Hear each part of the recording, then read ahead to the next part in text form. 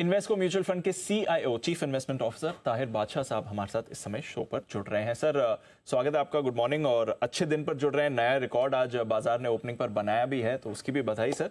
एक बार आपसे यहीं से आउटलुक लेना चाहूंगा। बहुत ही अच्छी रैली बाजार में है और कंटिन्यू भी कर रही है। काउंटिंग डे लो से अच्छा बाउंस बैक भी आ गया है।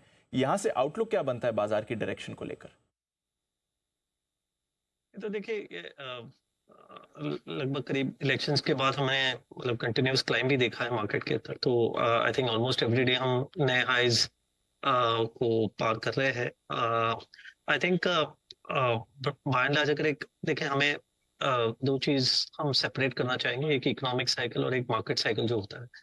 आई थिंक अगर इकोनॉमिक साइकिल की बात करें तो I think in most ways we feel quite comfortable. Particularly लगता है कि अब यहाँ से शायद इकोनॉमी थोड़ी और ब्रॉड बेस होने की भी पॉसिबिलिटी लग रही है, क्योंकि अब तक पिछले 2-3 साल में ज्यादातर इन्वेस्टमेंट्स और इंफ्रास्ट्रक्चर वगैरह और उस वो साइकिल को बढ़ावा देने की कोशिश रही है गवर्नमेंट की और सभी की। बट अभी आगे जाके मुझे लगता है कि मतलब वो जो कंजम्पशन का जो हिस्सा है जो थोड़ा लैग कर रहा था उसको भी शायद एक बढ़ावा मिल जाएगा। तो एक तरीके से ब्रॉडनिंग ऑफ द इकोनॉमी होने की संभावना है as we go into the next 12 से 18 महीने या 12 से 24 महीने। तो आई थिंक इकोनॉमिक साइकिल की बात करें तो वी आर क्वाइट पॉजिटिव। और एक जो कमोडिटी प्राइसेस को लेकर जो चिंता है वो उसको छोड़ के लगभग most of the parameters are still अपने कंट्रोल में है। लेकिन मार्केट साइकिल थोड़ा अलग सा होता है और मार्केट साइकिल में मैं कहूंगा कि शायद थोड़ा इकोनॉमिक साइकिल से हम आगे हैं।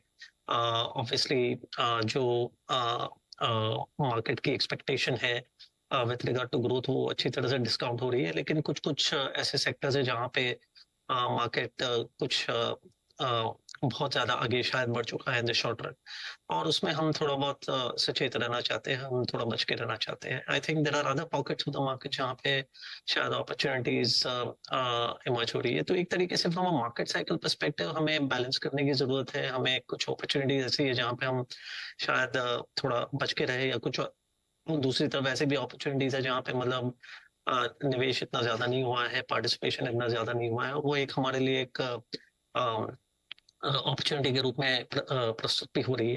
तो आई थिंक कंबाइंड अगर हम देखें तो मार्केट ग्रेजुअली अपवर्ड ट्रेंडिंग हो सकता है, लेकिन we have to be you know particular about possibility of sector rotation और थीम रोटेशन इन ऑफ। तो कहाँ पर वो अपॉर्चुनिटी इस समय दिख रही है सर? अगर रोटेशन की अगर आप बात करें तो किस तरह के बदलाव इन लेवल्स पर किए जा सकते हैं? तो बेसिकली मैं कहूँगा देखिए कुछ कुछ जो सेगमेंट्स जैसे मैंने कहा कि इंडस्ट्रियल्स फॉर एग्जांपल मैन्युफैक्चरिंग, वहाँ पे मतलब there has been a lot of excitement, और कुछ हद तक वो जायज भी है और वारंटेड भी है। ग्रोथ की विजिबिलिटी वहाँ पे जरूर ज्यादा है, लेकिन जैसे वैल्यूएशंस की भी वहाँ पे मतलब चैलेंज रही है, स्पेशली शॉर्ट टर्म में वो चैलेंज शायद ज्यादा हो चुकी है। सो आई थिंक उस सेक्टर्स से हम थोड़ा बहुत हम अपना वहां से हम शायद थोड़ा प्रॉफिट बुकिंग भी कर सकते हैं। और मुझे लगता है कि सेक्टर जैसे कि for example technology, IT services, यहाँ पे एक्सपेक्टेशन बहुत ज्यादा नहीं है, ओनरशिप भी शायद कुछ हद तक कम हो गई है। आई थिंक कुछ मैं कहूँगा जो कंजम्पशन के जो हिस्से हैं, जो वैल्यू कंजम्पशन वाले जो पॉकेट्स है ऑफ द मार्केट, मैं कहूँगा कि वहाँ पे भी एक तरीके से एक वैल्यू अपॉर्चुनिटी बनती जा रही है जहाँ पे एक्शन ज्यादा नहीं है। हालांकि वहाँ पे ग्रोथ की इतनी विजिबिलिटी नहीं है इस समय, लेकिन मुझे लगता है कि वो उसके लिए फैक्टर्स है जो शायद चेंज हो सकते हैं। मानसून है, एक तरीके की सिक्लिकलिटी है, 2-3 साल से वो सेक्टर्स चले नहीं है, और गवर्नमेंट की पॉलिसी भी शायद थोड़ी रीओरिएंट हो सकती है उनको सपोर्ट करने के लिए। तो आई थिंक उस सेक्टर्स पे हम थोड़ा और पॉजिटिवली अप्रोच कर सकते हैं। बिल्कुल सर। और वो पॉलिसी बदलाव की जो बात करी उसी पर मैं आपसे सवाल भी लेना चाह रहा था, क्योंकि अब जी इंतजार है कि बजट डेट्स तो हालांकि अब तक नहीं आई हैं, बट आने वाले समय में बजट भी आएगा। और क्योंकि ये थर्ड टर्म है, थोड़ा कोलिशन इस बार ज्यादा डोमिनेंट है, तो किस तरह की पॉलिसी बदलाव आ सकते हैं, किस तरह का पॉलिसी फोकस सरकार को रह सकता है जिससे बाजार खुश रहे?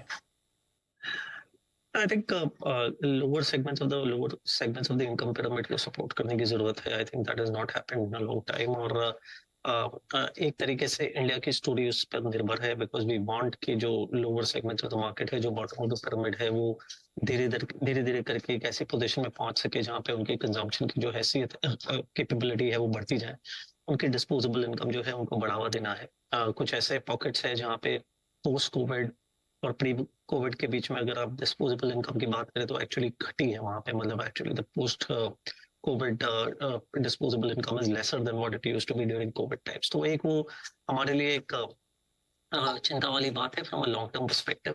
आई थिंक उन सेगमेंट्स में मुझे लगता है कि शायद थोड़ा सपोर्ट और ध्यान पॉलिसी पर्सपेक्टिव से मुझे लगता है आना चाहिए।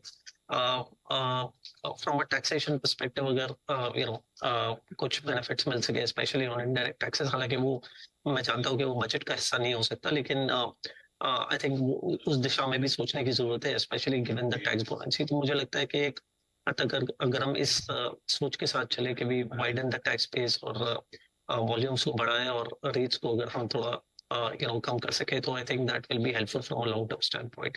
तो इस तरीके कुछ ऐसे विचार है जो मुझे लगता है कि आई थिंक फॉरवर्ड लुकिंग हो सकते हैं, एक बैलेंस्ड इकोनॉमी के लिए एक अच्छा प्रपोजल हो सकता है।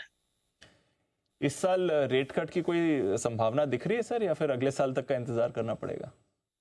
देखिए, रेट कट के मामले में मेरा खुद का अंदाजा, मेरा खुद का अनुमान एक्चुअली गलत रहा है। मैं शायद 2024 के बिगिनिंग से ये एक्सपेक्टेशन में रहा हूँ, और कि मिडिल ऑफ 2024 तक हम शायद रेट कट देख पाए, लेकिन मुझे लगता है एज ऑफ नाउ मैं उसको ज्यादा महत्व नहीं देता। आई डोंट थिंक कि इकोनॉमी की जो ओवरऑल मोमेंटम है उसको लेके हम अगर चले तो शायद central banks not just in India but even around the world will not be very quick to respond and cut interest rates unless बहुत ज़्यादा हम अगर इन्फ्लेशन में यहाँ से कटौती देखें तो it is possible, but otherwise मुझे नहीं लगता है कि ये एक एज ऑफ नाउ हमें हमारे कैलकुलेशंस या बेस केस में लेके चलना चाहिए।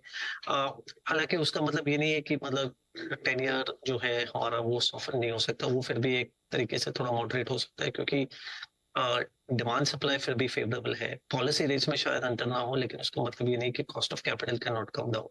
तो आई थिंक जब तक ग्रोथ हमें जरूरत से ज्यादा अगर सरप्राइज करती है तो फिर रेट कट्स शायद may not necessarily be important, except के रेट कट्स अगर होते हैं तो वैल्यूएशन को और ज्यादा बढ़ावा मिलता है मार्केट में, वो शायद ना हो। लेकिन उसके अगेंस्ट अगर हम ग्रोथ का ही अगर हमें कंपेंसेशन मिल जाता है, ग्रोथ हमारे एक्सपेक्टेशन से ज्यादा होती है, तो I think that also will be sufficient. तो एक तरीके से मैं as of now interest rates के बारे में बहुत ज्यादा एक्सपेक्टेशन नहीं रखना चाहता। ओके, तो ये है आपके लिए ताहिर बादशाह साहब का व्यू। अब देखते हैं जब आएगा रेट कट तब आएगा, बट इंतजार हम सबको है। बजट की पॉलिसीज पर भी रहेगी नजर। ताहिर सर बहुत बहुत शुक्रिया आज हमारे साथ बात करने के लिए। Thank you sir. Thank you. Thank you. तो ये